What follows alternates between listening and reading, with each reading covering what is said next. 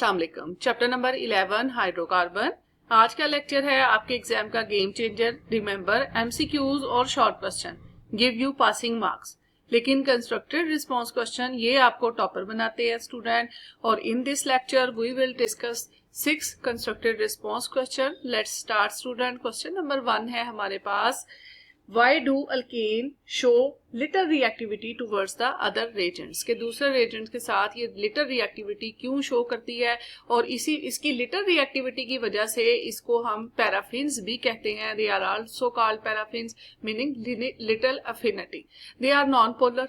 अब due to small electronegativity difference, अब carbon जो है उसकी इलेक्ट्रोनेगेटिविटी है 2.6 और हाइड्रोजन जो है उसकी है 2.1। तो इनकी जो इलेक्ट्रोनेगेटिविटी का डिफरेंस है वो बहुत ही कम है, जिसकी वजह से इनमें जो बॉन्ड है वो जो बॉन्ड पेयर पाया जाता है कार्बन और हाइड्रोजन के दरमियान, तो ये इक्वली डिस्ट्रीब्यूट होता है, यानी कि दोनों के सेंटर में होता है और ये स्टेबल होता है, और इनमें कोई फंक्शनल ग्रुप्स भी नहीं प्रेजेंट। अल्केन्स में अगर हो तो फिर वो रिएक्टिव साइट्स देते हैं, therefore they are almost inert. और इसका बहुत खूबसूरत जवाब आपकी बुक में ऐसा ही बिल्कुल डायरेक्ट लिखा हुआ है। तो स्टूडेंट, आपका कंस्ट्रक्टेड रिस्पांस क्वेश्चन यहाँ से पूछा गया है। अल्केन्स जो है उनको पैराफिन्स कहा जाता है, little affinity.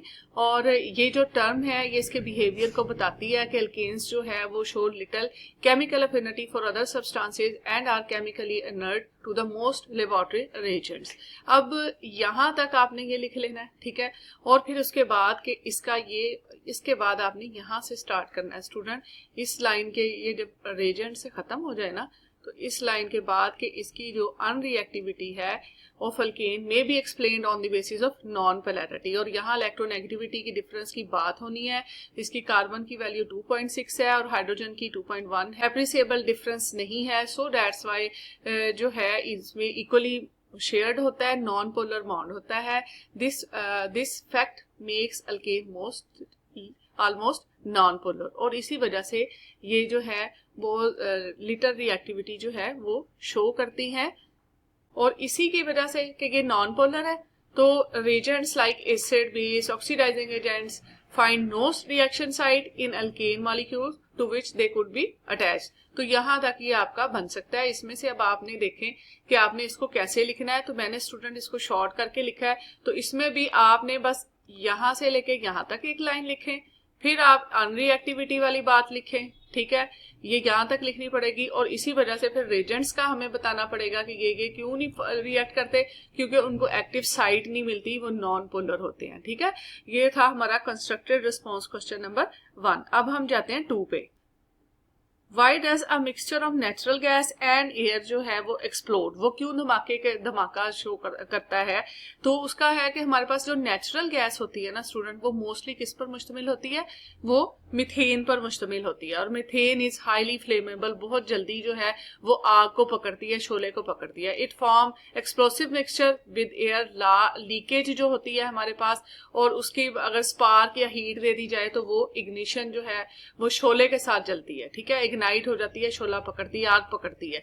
This is the cause of domestic gas explosion and even in open air. अगर ओपन एयर में भी ये जो गैस लीकेज हो रही है तो large volume of methane can explode. जब उसको हम इग्नाइट करेंगे या शोला जलेगा तो वो फिर धमाका होगा, और जो है वो इस तरह जो है एक्सप्लोजन हो सकती है, ठीक है। तो ये था हमारा क्वेश्चन नंबर 2। नेक्स्ट है हमारा question number 3, compare melting and boiling points of organic and inorganic compounds. अब इनऑर्गेनिक कंपाउंड्स को अगर आप देखें, फॉर एग्जांपल ये सबसे आसान इनऑर्गेनिक कंपाउंड है सोडियम क्लोराइड। ऑर्गेनिक आप अभी पढ़ रहे हैं मीथेन है, ठीक है। तो आप देखें कि इसमें जो है वो कौन सा बॉन्ड पाया जाता है? आयनिक बॉन्ड पाया जाता है। तो आयनिक बॉन्ड जो है वो स्ट्रॉन्ग किस्म का बॉन्ड होता है, क्योंकि ये इलेक्ट्रॉन ले लेता है और ये दे देता है, और इसमें होती है कोवलेंट शेयरिंग, ठीक है। तो इसको तोड़ने के लिए, आयनिक बॉन्ड को ब्रेक करने के लिए more energy will be required, so they require more energy to break, और इसी वजह से इनकी high melting and boiling point होती है। On the other hand organic compounds have covalent bond, इनके दरमियान होता है कोवलेंट बॉन्ड, और उसको जो तोड़ना है वो स्टूडेंट आसान होता है। तो इसी वजह से इनके low melting and boiling point होते हैं, और difference is due to the bond type. Bond type कौन सा है? एक में आयनिक है, किस में आयनिक है? इनऑर्गेनिक में। आई से स्टूडेंट, आई से हमारे पास आयनिक और आई से इनऑर्गेनिक। तो बाकी के कोवलेंट और कोवलेंट इसमें पाया जाता है, तो ये हमारे पास इनके low melting and boiling point होते हैं। ठीक है, नेक्स्ट क्वेश्चन हमारा question number 4, reactions of alkane with chlorine in the presence of sunlight है। क्वेश्चन ये था हमारे पास कि what is the role of sunlight. अब सनलाइट जो है उसकी मौजूदगी में ये रिएक्शन होता है। हमने this reaction needs UV light और सनलाइट। सनलाइट क्या करती है, ये ब्रेक करती है chlorine into free radicals. Chlorine के दरमियान जो बॉन्ड होता है इसको ये ब्रेक कर देती है और इनको फ्री रेडिकल में, जो हमारे पास लाइट होती है वो इनको फ्री रेडिकल में चेंज कर देती है। अब ये बहुत ज्यादा रिएक्टिव होते हैं, तो ये जाके मीथेन के साथ जब रिएक्ट करते हैं तो क्या बनाते हैं, क्लोरोमीथेन और hydrochloric acid. This is also called free radical substitution reaction and it is a photochemical reaction. ये आपकी बुक में भी फोटोकेमिकल रिएक्शन का बताया गया और ये भी बताया गया कि sunlight is needed to break the chlorine और इसीलिए इसकी जरूरत होती है। इस क्वेश्चन का आंसर जो है वो आपकी बुक से भी बनेगा कि एल्कीन्स जो है वो रिएक्ट करते हैं with halogens, especially chlorine, to give alkyl halides. Since these substitution reaction are carried out in the presence of UV light, अब UV light से जो हमें एनर्जी मिलती है, यही तो क्वेश्चन है कि सनलाइट का रोल बताना है। The energy from sunlight is needed to break chlorine molecule into highly reactive free radical. Free radical अब दीज, और इस वजह से स्टूडेंट हम इसको फ्री रेडिकल को, this is also known as photochemical substitution reaction, और इसकी हम ये एग्जांपल देंगे। तो यहाँ सिर्फ आपने द एनर्जी नीडेड यहाँ आपने लगा लेना है और ये रीजन आ जानी है, और इस तरह हमारा ये क्वेश्चन कंस्ट्रक्टेड रिस्पॉन्स क्वेश्चन बन जाएगा student. Question number 4। Question number 5 है, compare the boiling point of n butane with and isobutane. अब इनके दरमियान जो है कि बॉइलिंग पॉइंट का हमने करना है कि एन ब्यूटेन एक स्ट्रेट चेन मॉलिक्यूल है और इसका सरफेस एरिया ज्यादा होता है और इसके दरमियान इंटर मॉलिक्यूलर फोर्सेस जो हैं वो स्ट्रॉन्ग होती हैं। अब आप एन ब्यूटेन का स्ट्रक्चर देखें, इसमें 4 कार्बन नंबर होंगे, ठीक है, उसके नाम से पता चल रहा है। तो ये देखें 4 कार्बन होंगे, ये इस तरह स्ट्रेट चेन होगी। लेकिन हमारे पास आइसोब्यूटेन जो होगी वो कैसे होगी, वो इस तरह से होगी, हमारे पास CH3 और एक H इधर लगेगा। ये अब चारों वैलेंसिया इनकी सेटिस्फाई होगी। आइसोब्यूटेन जो है वो हमारे पास क्या है, ब्रांच्ड है, और ये हमारे पास लीनियर है और इसमें इंटरमॉलिक्यूलर फोर्सेस जो हैं वो स्ट्रॉन्ग होगी और इसमें ब्रांचिंग में इंटरमॉलिक्यूलर फोर्सेस जो हैं वो वीक होंगी। सो दैट्स व्हाई आइसोब्यूटेन का जो बॉइलिंग पॉइंट है वो लो होगा और हमारे पास एन ब्यूटेन का बॉइलिंग पॉइंट जो है वो हाई होगा। तो ये तो था हमारा क्वेश्चन नंबर 5। नेक्स्ट है हमारा question number 6 which is last one question, why are organic compounds not generally soluble in water. क्योंकि वाटर में सोलेबल क्यों नहीं होता, के जनरल रूल हमारे पास क्या है प्रिंसिपल लेवल के कि like dissolves like. Water polar है, एज यू नो वाटर का अगर आप स्ट्रक्चर देखें इसमें इलेक्ट्रोनेगेटिविटी का बहुत ज्यादा डिफरेंस है। तो ऑक्सीजन हमारे पास ज्यादा इलेक्ट्रोनेगेटिव है और हाइड्रोजन जो है वो कम इलेक्ट्रोनेगेटिव है, तो ये पार्शियल पॉजिटिव पोल बन जाते हैं इसमें, ठीक है। तो ये पोलर हमारे पास होता है सॉल्वेंट हमारे पास ये। और इस on the other hand organic compounds जो होते हैं उनमें आप देखें सादा सा ऑर्गेनिक कंपाउंड जो है वो CH4 है, तो इनकी इलेक्ट्रोनेगेटिविटी का डिफरेंस कम है, इधर पोल ही नहीं बनते इनके। तो मोस्टली जो है ये नॉन पोलर होते हैं।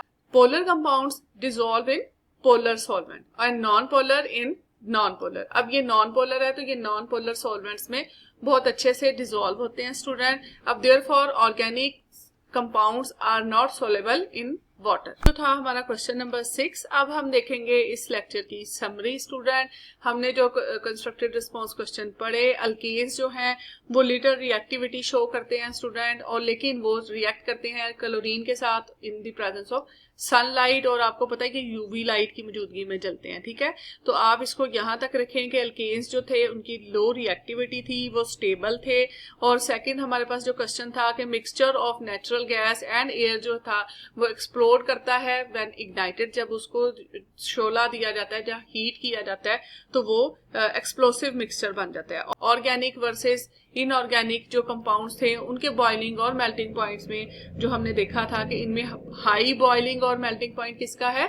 अब आपने ये लेक्चर सुन लिया है तो हाई हमारे पास मेल्टिंग एंड बॉइलिंग पॉइंट किसके थे, इनऑर्गेनिक के, और ऑर्गेनिक के जो थे वो हमारे पास लो थे। सॉल्युबिलिटी का प्रिंसिपल है लाइक डिसॉल्व लाइक, अगर कोई ऑर्गेनिक है तो वो ऑर्गेनिक सॉल्वेंट में ही हल होगा, अगर कोई पोलर है तो वो पोलर सॉल्वेंट में हल होगा, ठीक है, और अगर कोई नॉन पोलर है तो वो नॉन पोलर में हल होगा। ऑर्गेनिक हमारे पास मोस्टली नॉन पोलर होते हैं। तो लाइक डिसॉल्व लाइक का ये प्रिंसिपल है।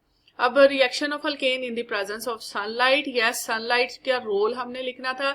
सनलाइट जो है वो क्लोरीन के बॉन्ड को ब्रेक कर देती है और उसको फ्री रेडिकल में चेंज कर देती है, और वो स्लो सी अल्केन को एक्टिव में चेंज कर देती है। Boiling point of n butane versus isobutane था।